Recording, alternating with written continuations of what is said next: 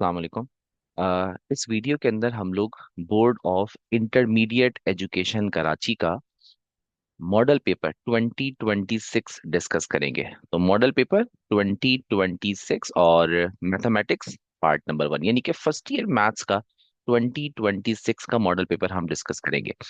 और ये model paper जो है वो डिजाइन किया गया है according to the new book design किया गया है। अच्छा, इस बात को सबसे पहले आप समझे कि जो आपका पेपर होगा फर्स्ट ईयर का, उसमें 3 घंटे का टोटल टाइम है। ठीक है ना। अच्छा, 3 घंटे के टाइम के अंदर 100 मार्क्स का है टोटल पेपर आपका फर्स्ट ईयर मैथ्स का। अब ये जो 100 मार्क्स का आपका पेपर है ना, इसमें सबसे पहला जो पेपर आपको मिलेगा उसमें सेक्शन बी और सी होगा। ठीक है ना। और वो होगा कितने मार्क्स का? 80 मार्क्स का। और उसके लिए टाइम कितना मिलेगा आपको? 2 घंटे 40 मिनट। मैं फिर रिपीट कर रहा हूँ। क्या होगा कि जब आपका पेपर स्टार्ट होगा, आपको एक पेपर पहले क्वेश्चन पेपर दिया जाएगा जिसमें सेक्शन बी और सेक्शन सी होगा। और वो कितने मार्क्स का होगा? सेक्शन बी और सेक्शन सी 80 मार्क्स का।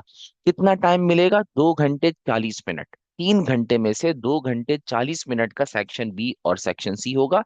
और आखिर में 20 मिनट्स के लिए आपको सेक्शन ए यानी कि एमसीक्यूज का पेपर दिया जाएगा। मतलब एमसीक्यूज का पेपर आपको 3 घंटे के अंदर सबसे आखिर में मिलेगा।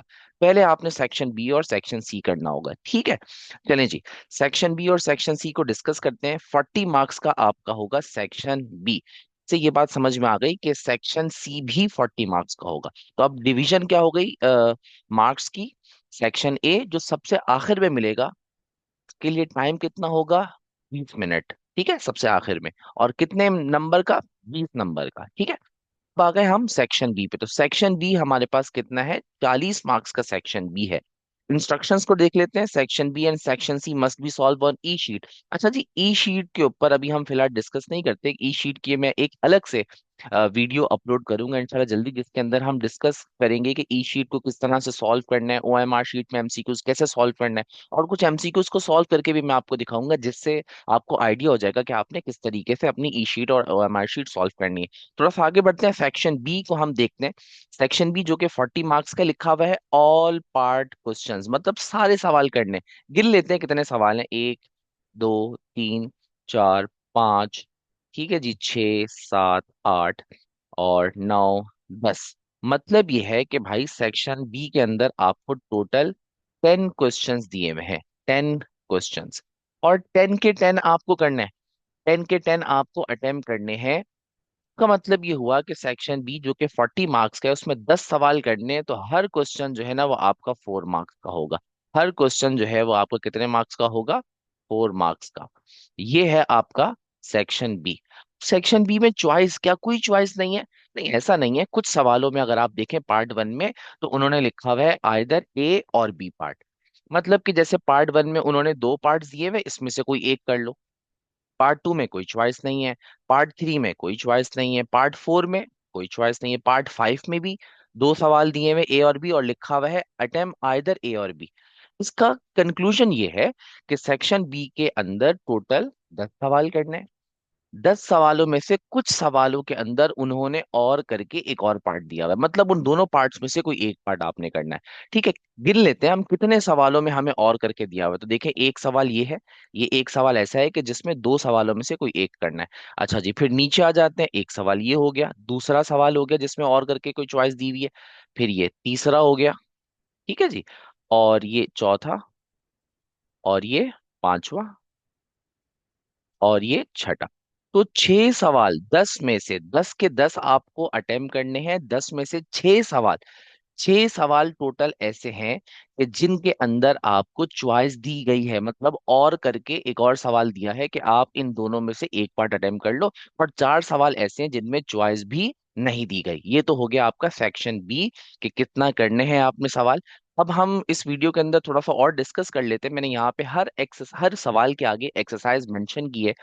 जैसे कि अगर आप देखें, तो क्वेश्चन नंबर 2 के पार्ट वन यानी कि सेक्शन बी का जो पहला सवाल है, उसके अंदर ये जो ए पार्ट है, ये आपका 1.3 एक्सरसाइज में से आया हुआ है। क्वेश्चन नंबर 2 है 1.3 एक्सरसाइज का, और उसका पार्ट नंबर 7 है। अच्छा भाई, इसका जो पार्ट बी है ना, वो भी 1.2 एक्सरसाइज में से आया हुआ है। मतलब ये हुआ कि सेक्शन बी का जो पहला सवाल है उसके दोनों पार्ट्स, चैप्टर नंबर 1 में से आया। यानी कि अगर हम इसको थोड़ा सा समझ लें, तो दो पार्ट जो है उनमें से कोई एक करना है, और वो दोनों सवाल चैप्टर नंबर 1 में से आए। यानी कि कोई स्टूडेंट अगर चैप्टर नंबर 1 कर लेता है तो उसका एक सवाल जो है वो सेक्शन बी का निकल जाएगा। ठीक है। अच्छा जी, अब यहाँ पे आ जाते हैं, ये हमारा है पार्ट नंबर 2, जिसमें कोई चॉइस नहीं है। और ये कहाँ से आया है? ये एक्सरसाइज 2.1 का क्वेश्चन नंबर 9 है और उसका पार्ट 2 है। यानी कि ये 2.1 में से आया हुआ, यानी कि चैप्टर नंबर 2 हो गया। ठीक है जी। अच्छा, इसके बाद ये अगला सवाल जो पार्ट नंबर 3 है, ये भी 2 चैप्टर में से आया हुआ है, ये भी 2 चैप्टर में से आया हुआ है, और 2 चैप्टर के क्वेश्चन नंबर 3 का पार्ट 4 है। इसका मतलब है कि अगर कोई शख्स चैप्टर नंबर 2 करता है, चैप्टर नंबर 2 करने से उसके दो सवाल सेक्शन बी के कवर हो जाएंगे। आगे बढ़ते हैं हम इसके बाद। ये सवाल हम चेक करते हैं, ये पार्ट 4 जो है ये कहाँ से आया है? ये एक्सरसाइज 3.5 की एग्जाम्पल नंबर 1 है, यानी कि बुक की सॉल्व्ड एग्जाम्पल्स में से भी सवाल आ सकता है, जहन में रखिएगा ये बात।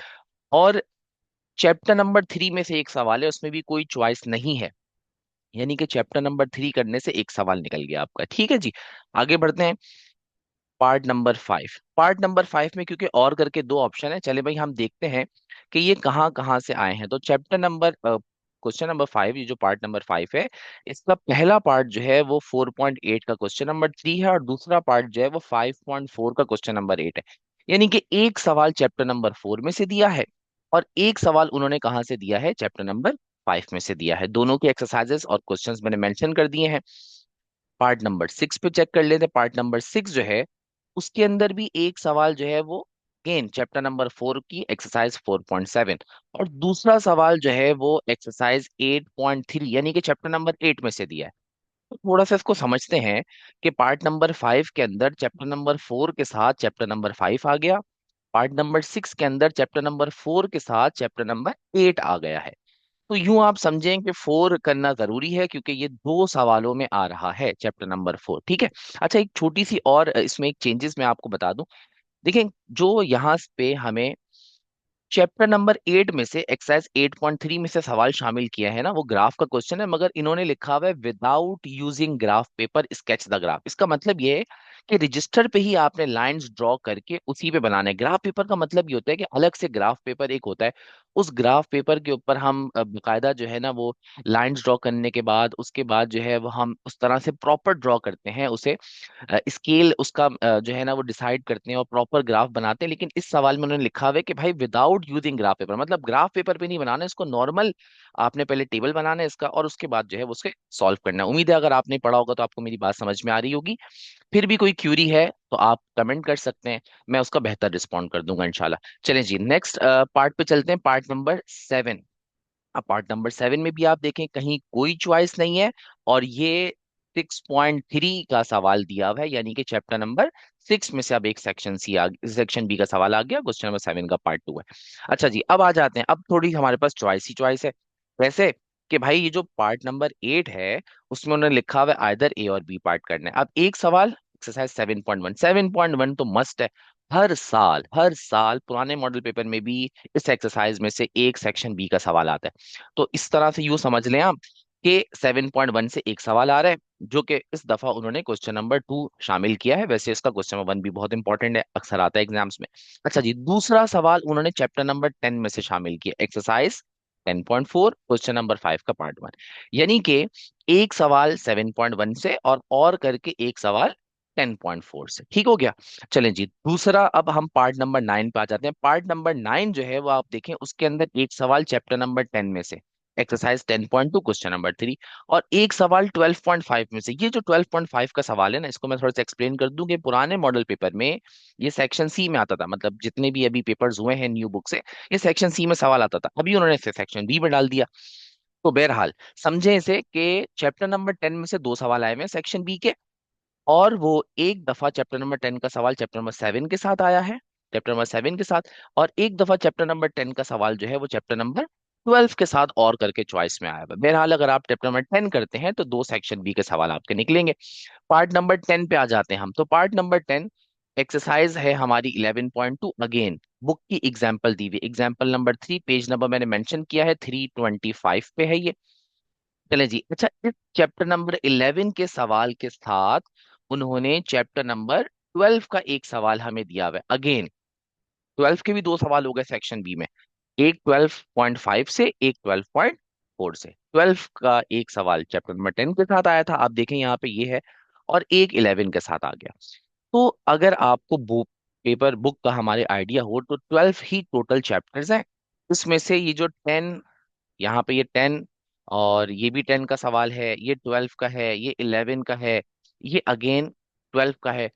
तो ये ट्रिग्नोमेट्री का पोर्शन है, जिसमें से अगर आप देखें तो एक और इन दोनों को मिला के हम एक ही सवाल कंसिडर कर लेते हैं, और इन दोनों को मिला के भी एक ही सवाल। तो तीन सेक्शन बी के सवाल आपके कवर हो रहे हैं इस मॉडल पेपर के हिसाब से, अगर आप ट्रिग्नोमेट्री का पोर्शन अटेम्प्ट कर लेते हैं, अपनी बुक में अच्छे तरीके से उसको पढ़ लेते हैं। तो ये हो गया भाई हमारा सेक्शन बी का टोटल 10 सवाल हैं, पूरे 10 करने हैं, जिनमें से 6 सवाल ऐसे हैं जिनमें और करके भी सवाल दिया हुआ है। 40 मार्क्स का हमारा टोटल सेक्शन बी है, 10 सवाल करने और 4 मार्क्स का एक सवाल हो गया। ठीक है, उम्मीद है ये सारी बातें आपको क्लियर हो गई होंगी। चलें जी, इसके बाद हम आते हैं सेक्शन सी में। अब यहाँ पे भी लिखा हुआ है ऑल क्वेश्चन, सेक्शन सी में भी सारे सवाल करने हैं। 40 मार्क्स का है हमारा सेक्शन सी। देखते हैं भाई सवाल कितने हैं जिनमें से सारे करने हैं। तो क्वेश्चन नंबर 3 यानी कि एक सवाल, दो सवाल, तीन सवाल, और तीन सवाल के बाद ये चार सवाल, पांच सवाल, और उसके बाद ये हमारे पास 5 सवाल, यानी कि आपको सेक्शन सी के अंदर टोटल 5 क्वेश्चंस दिए गए हैं और 5 ही आपने करने हैं। तो इसका मतलब ये हुआ कि 5 सवाल आपने करने हैं, तो हर सवाल जो है वो सेक्शन सी का 8 मार्क्स का होगा। हर सवाल आपका जो है वो 8 मार्क्स का है, सेक्शन सी का हर सवाल 8 मार्क्स का है। टोटल आपने 5 क्वेश्चंस अटेम्प्ट करने हैं सेक्शन सी के अंदर। ये आपका हो गया टोटल एक सेक्शन सी का एनालिसिस। अब आप देखें कि चॉइस कहाँ है, तो देखें क्वेश्चन नंबर 3 में अगेन वही दो सवाल दिए हुए, कोई एक सवाल करना है। यानी कि क्वेश्चन नंबर 4 में और करके नहीं है, क्वेश्चन नंबर 5 में भी और करके है, 6 में भी और करके दिया हुआ है, 7 में भी और करके दिया हुआ है। तो इसका मतलब ये हुआ एक, दो, तीन, चार, भाई टोटल 5 सवाल करने हैं, जिनमें से 4 सवालों के अंदर चॉइस है। क्या चॉइस है? और करके उन्होंने एक और सवाल दिया हुआ है, इनमें से कोई भी एक सवाल आप कर लें। एक सवाल ऐसा है जिसमें और करके भी नहीं दिया हुआ। चले भाई, अब हम ये देखते हैं कि कौन कौन सी एक्सरसाइज में से सवाल है। तो देखें भाई, सेक्शन सी का जो सबसे पहला सवाल है ना, ये इसका पार्ट ए 2.6 एक्सरसाइज में से क्वेश्चन नंबर 5 का पार्ट 2, बहुत ही इंपॉर्टेंट सवाल है। प्रीवियस पेपर के हिसाब से भी गॉस जॉर्डन और गॉस एलिमिनेशन बहुत आते थे एग्जाम्स में। इसका दूसरा पार्ट जो है वो 2.6, और अगेन बुक की एग्जाम्पल है, और पेज मैंने मेंशन कर दिया, पेज नंबर 57। अच्छा, आप समझें इस बात को। क्वेश्चन नंबर 1, ये जो पूरा क्वेश्चन है सेक्शन सी का पहला सवाल, ये हमारा दोनों पार्ट्स जो हैं वो मिला के आपका एक सवाल बनता है। दोनों पार्ट्स मिला के एक, मतलब कि दोनों में से कोई एक पार्ट आपने करना है, ऐसा ही है ना भाई। और करके चॉइस है, इसका मतलब है या तो पार्ट ए कर लो या पार्ट बी कर लो। लेकिन दोनों कहाँ से आए हुए? दोनों के दोनों चैप्टर नंबर 2 में से आए हुए हैं। देख लें आप, ये भी चैप्टर नंबर 2 में से है, ये भी चैप्टर नंबर 2 में से है। यानी कि अगर कोई स्टूडेंट चैप्टर नंबर 2 अच्छे तरीके से कर लेता है, तो दो सेक्शन बी के सवाल, मैं ऊपर जाके बता देता हूँ आपको, देखें ये हमारे पास ये भी और ये भी, ये दो सेक्शन बी के सवाल और एक सेक्शन सी का सवाल, एक सेक्शन सी का सवाल, क्योंकि दोनों और करके आए हुए, यहाँ से कवर हो जाएगा। ठीक है, इस बात को हम आखिर में एक दफा दोबारा एनालिसिस कर लेते हैं। चलें जी, आगे बढ़ते हैं। इसके बाद वाला सवाल जिसमें चॉइस नहीं है, वो कहाँ से है? वो एक्सरसाइज 6.4 और रिव्यू एक्सरसाइज में से। रिव्यू एक्सरसाइज का क्वेश्चन नंबर 6 है, यानी कि 6.4 के भी बाद जो आखिर में रिव्यू एक्सरसाइज है वहां से। तो 6.4 बहुत ही इंपॉर्टेंट एक्सरसाइज है, और इसमें से सेक्शन सी का एक सवाल अक्सर आता है, और यहाँ पे भी उन्होंने दिया हुआ है, और इसमें चॉइस भी नहीं दी हुई। यानी कि आप 6.4 अच्छे तरीके से करें, उसके रिव्यू एक्सरसाइज के क्वेश्चंस भी करें, तो एक सेक्शन सी का सवाल यहाँ से निकल जाएगा। चैप्टर नंबर 2 में से एक निकल रहा है, एक चैप्टर नंबर 6 में से निकल रहा है। ठीक है, अच्छा जी, अब यहाँ आ जाते हैं। ये हमारे जो सवाल है ना, इनको हम देखते हैं। अब हमारा सेक्शन सी का तीसरा सवाल, पहला पार्ट जो है ना, वो एक्सरसाइज 3.1 में से दिया हुआ है, और करके दूसरा सवाल हमें दिया हुआ है 7.3 एक्सरसाइज की एग्जाम्पल। दोबारा एग्जाम्पल दी हुई, पेज नंबर 234 पे एग्जाम्पल 2 है। मतलब चैप्टर नंबर 3 और चैप्टर नंबर 7 में उन्होंने चॉइस दी है। ठीक है, अच्छा जी, जो क्वेश्चंस हमें बोर्ड मॉडल पेपर में दिख रहे हैं उसके हिसाब से नेक्स्ट नेक्स्ट क्वेश्चन पे आते हैं। तो नेक्स्ट क्वेश्चन जो है ये हमारा बोर्ड के मॉडल पेपर के हिसाब से हमारा ये चौथा सवाल है। ये चौथा सवाल है, क्वेश्चन पेपर के हिसाब से छठा सवाल है, क्योंकि एमसीक्यूज का पहला क्वेश्चन होता है, सेक्शन बी क्वेश्चन नंबर 2 होता है, और सेक्शन सी जो है ना वो स्टार्ट ही क्वेश्चन नंबर 3 से होता है। इंटरमीडिएट मैथमेटिक्स के पेपर के अंदर। अच्छा जी, अब ये जो क्वेश्चन नंबर 6 जो है ना, इसका पार्ट ए जो है ये एक्सरसाइज 8.3 में से आया है। एक्सरसाइज 8.3 का क्वेश्चन नंबर 5 है। और इसका पार्ट बी जो है ना, ये एक डेरिवेशन है फॉर्मूला की। और चैप्टर नंबर 11 का पेज नंबर 322 से लेके 323 पे ये डेरिवेशन हुई हुई है, फॉर्मूले का प्रूव हुआ हुआ है, इसको यूं समझ लें। और यहाँ से जो है वो आपका एक सेक्शन सी का सवाल निकल रहा है। अच्छा जी, आगे बढ़ते हैं। आखिरी का जो सवाल है, यानी कि आपके सेक्शन सी का क्वेश्चन नंबर 5, पेपर का लास्ट क्वेश्चन। ये पहला पार्ट जो है वो आपका एक्सरसाइज 9.3 का क्वेश्चन नंबर 1 का पार्ट 2 है। अच्छा जी, 9.3 से एक सवाल अक्सर बनता है चैप्टर नंबर 9 से, सेक्शन सी का ग्राफ है। इजी ग्राफ्स हैं, इसको अच्छे तरीके से स्टडी कर लें। और दूसरा भी ग्राफ का सवाल है, बाय यूजिंग ग्राफ। तो ये हमारा चैप्टर नंबर 12 का सवाल है, एक्सरसाइज 12.3 क्वेश्चन नंबर 13। इसका मतलब यह है कि ग्राफ का आपका सेक्शन सी में एक सवाल आएगा, मतलब आपको एक सवाल जो है वो प्रॉपर ग्राफ पेपर पे सॉल्व करना है, और वहां से एक सेक्शन सी का आपका सवाल निकलेगा। तो ये हो गया हमारा सेक्शन सी का एनालिसिस। कितने सवाल करने हैं? 5 सवाल करने हैं। 5 सवाल करने हैं, 40 मार्क्स का सेक्शन सी है। हर सवाल जो है वो आपको कितने मार्क्स का है?